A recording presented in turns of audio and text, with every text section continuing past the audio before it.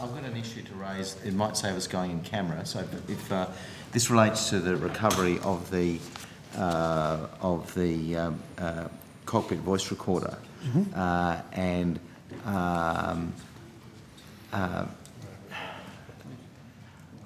I'm conscious of the fact that these documents were provided to us in camera, in a sense, but without me referring too much to the document, are you happy to discuss openly the issue of the recovery of the cockpit voice recorder? Would you prefer to go in? I wouldn't in camera? have any I'm concerns about discussing that in public session, Senator. Okay. I don't think that just might save time having to clear it. If I may, yes. Then Can I just on the critical of time?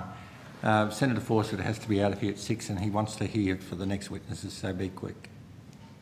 Okay, I'll be very quick. There's a briefing note. Points for consideration in relation to ADSB recovery of aircraft flight recorders for Westwind aircraft, VHNGA off Norfolk Island. It goes through various things, talks about an overview of flight crew recovery options, issues, risks, decision points, the costs, the benefits, the risks, saying that benefits, the ATSB's reputation is seen as acting seriously when appropriate and fulfilling its share of the commitment associated with the considerable cost of installing and maintaining black boxes. Present indications show a likelihood of a strong safety message about CRM in both normal and abnormal flight conditions based on existing but implicit data. And then it talks about the benefits and the costs, risks, our reputation for being relevant to our main data risks. Next year's budget reduced because of this year's underspend. We cannot assess the accuracy of the pilot's perceptions. Following the EMT, Ian Sangston advised that the executive had approved deployment of the investigation team to Norfolk Island to conduct a search for the aircraft using a ping locator.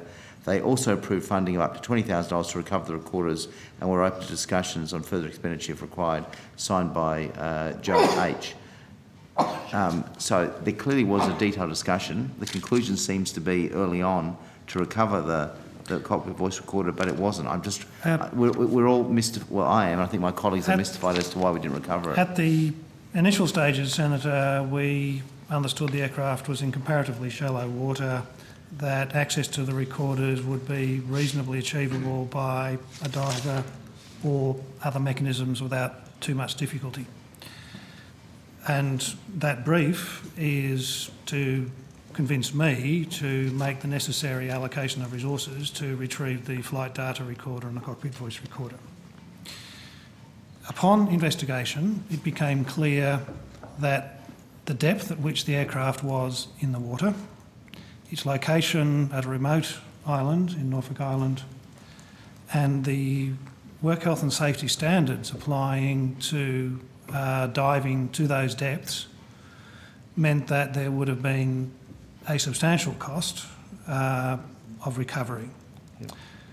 The requirement was effectively that there be a decompression chamber, none of which was available on Norfolk Island for the full time of the retrieval because of the depth at which the divers would be operating. And when we got a reasonable and first approximation assessment of that, in the knowledge that from our point of view, the key information we had about flight decision making would not have been recorded on the cockpit voice recorder, which only had a 2-hour time on it. 0800 news weather details.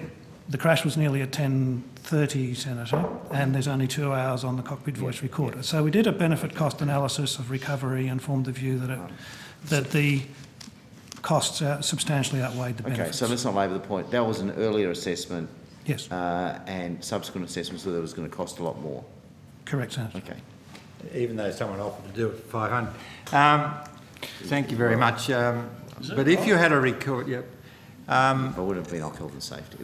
Chair, to be fair to the ATSB, it's still there's a no fact. way. Still a fact. There was no. I had no. I mean, I would be unable to count. With your occupational health and safety background, I'm not allowed to climb up on my bloody bulk tank that I've been climbing up on for 40 years to put a hose in the top of it because it's not safe to climb up the side on a ladder on a fuel tank. Falls from heights are a substantial cause of injury. Yeah, mate, but I've been doing it for 50 years and everyone else has been doing it. But there you go. All right.